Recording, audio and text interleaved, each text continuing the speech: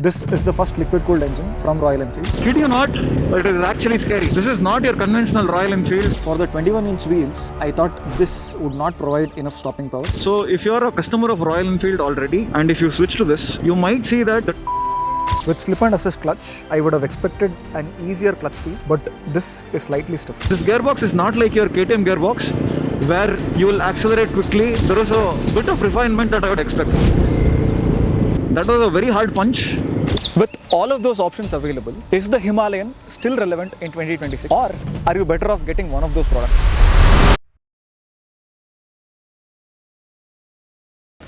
If you are in the market trying to buy a motorcycle, especially an adventure, there are a couple of options that are available. One is the Royal Enfield Himalayan 450. Then you have the KTM Adventure 350. You also have the TVS Apache RTX. The KTM offers 10 years of extended warranty, which means it is very reliable. The Apache RTX offers cruise control, adjustable suspensions, quick shifter, and a whole bunch of tech which is easy to use. It is also very good on the specs. With all of those options available, is the Himalayan still relevant in 2026, or are you better off getting one of those products? In today's video, we'll talk about the engine, the gearbox, the tech, the handling, and the comfort of this motorcycle to see whether this is still relevant in 2026, and we'll wrap up the video with 5 things that we love and hate about this motorcycle. Let's start our review. We'll turn on the data logger. It's a cloudy day. I think that's why the reception is bad. Okay, it's logging. Let's start. Let's do an acceleration test.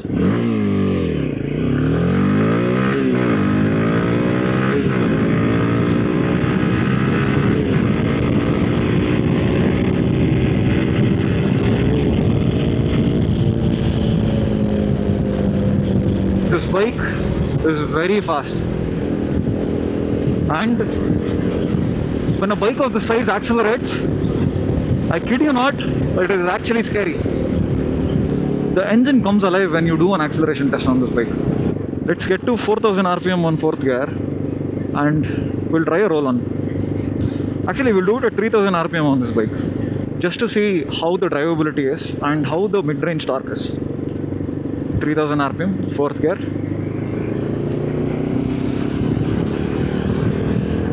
Starts pulling. Gets faster.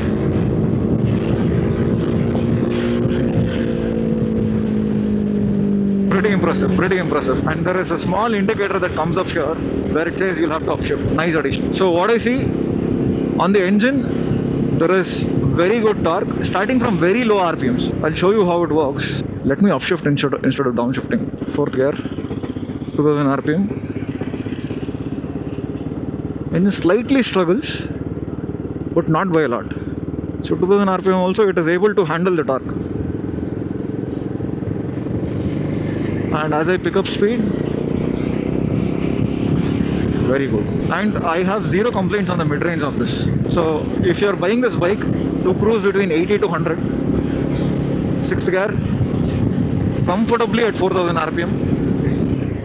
Beautiful, man, beautiful. And the way it sounds also is excellent.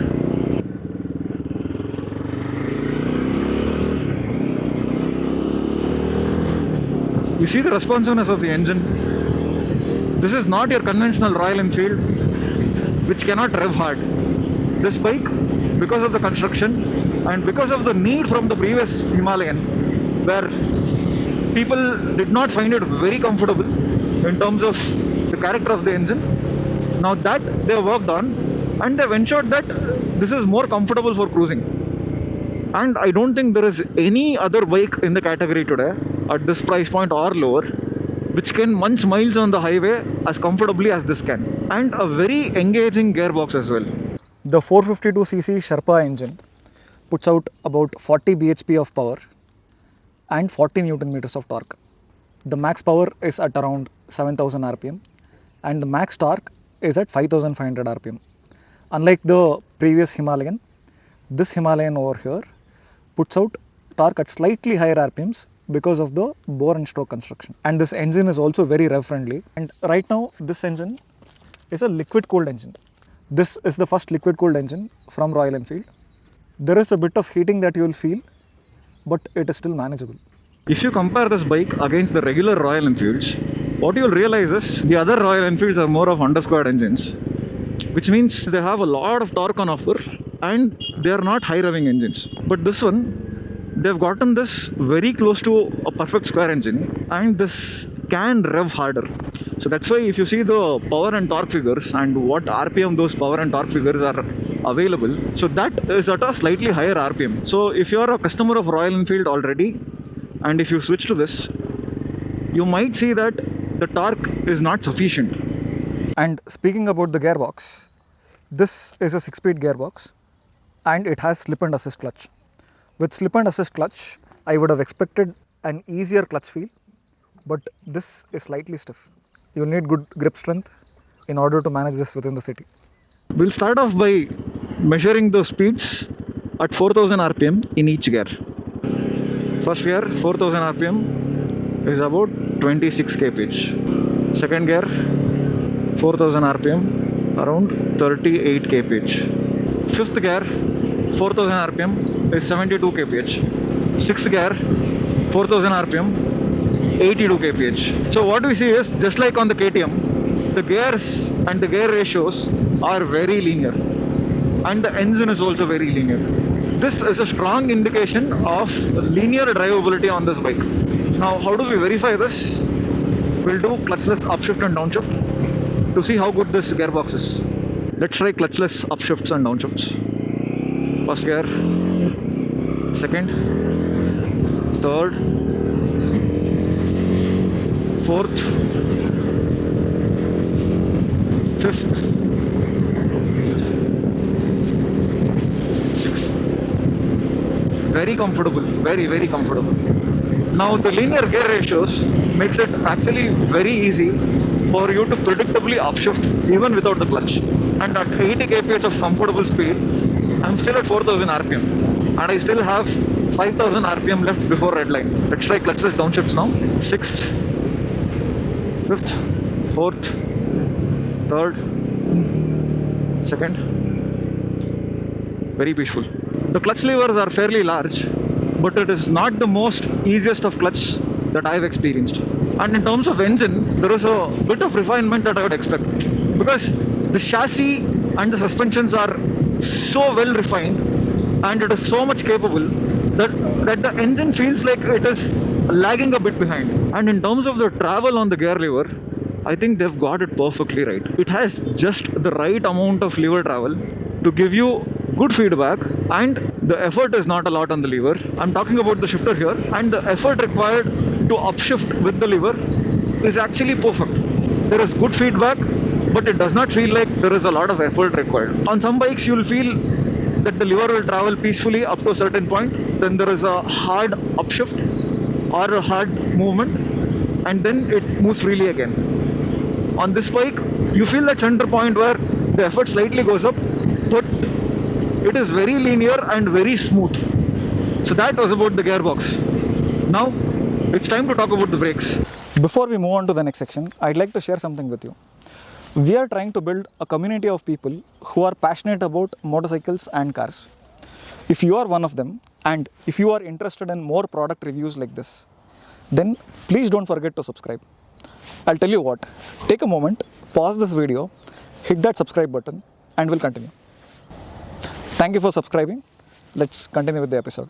Speaking about the brakes, the front has a large 320mm rotor with an axially mounted caliper, but the axially mounted caliper still has sintered pads and the deceleration is amazing. For the 21-inch wheels, I thought this would not provide enough stopping power, but I was really surprised. The bike also comes with dual channel ABS, and you can see the toner ring here. Let's use the front brakes here.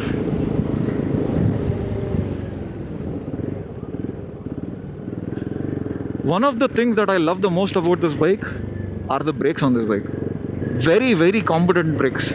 And you get sintered pads as standard on this bike. So what we see is, for a bike that weighs nearly 200 kilos, the braking power that is required to decelerate this machine is very high. And the brakes really do their job well. I'll show you again. See that? See how easy and predictably it stopped? and I'm only using 2 fingers to decelerate here. So in terms of brake competence, very good. It's one thing for bikes to accelerate and get to speeds, but this bike is also capable of decelerating well. That adds significantly to the overall safety feeling on this bike. One thing about the gearbox, this gearbox is not like your KTM gearbox where you will accelerate quickly, get to higher RPMs. No. You will have to build speed linearly on this bike, and you have to do it comfortably. That is when the bike is most happy. Coming to the rear I think has the biggest rotor in this segment. It is a 270 rotor compared to all other adventures that are available. I had better stopping power with the rear on this bike. Let's try out the rear brakes now. Coast is clear.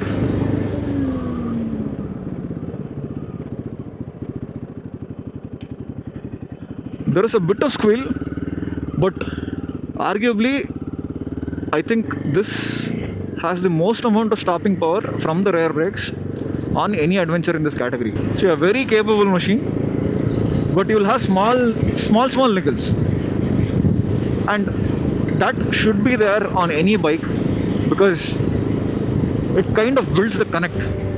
You're not happy with everything. The brake lever has these serrations that will ensure that you have good grip when you go off-roading.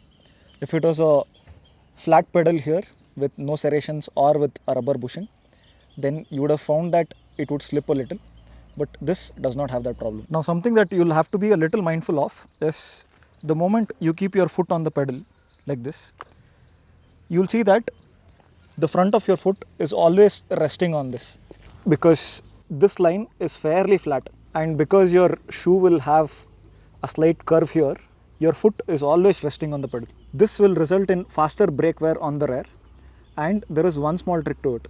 You just have to place the balls of your foot on this pedal instead of resting it against the lever. That is one learning curve that you'll have to have.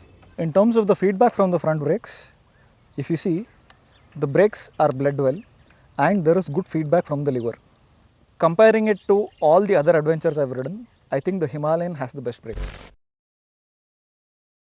The bike is fairly expensive to maintain. You don't buy a motorcycle, you buy into a family. It is not as agile as the RTX. If you are somebody who wants great reliability, it is better off to go with KTM. That was a very hard punch. In 2026, this bike does not have enough tech that the competitions are offering, and this bike is also more expensive than the competition. For the same amount of wheel travel, you can get longer suspension travel because of, if you want the best machine for highway cruising and if you want good pillion comfort, this is what you should go for. The gyroscopic couple builds up. It will increase the effort required for you to change direction. If you are considering whether to buy this or not, here's the answer.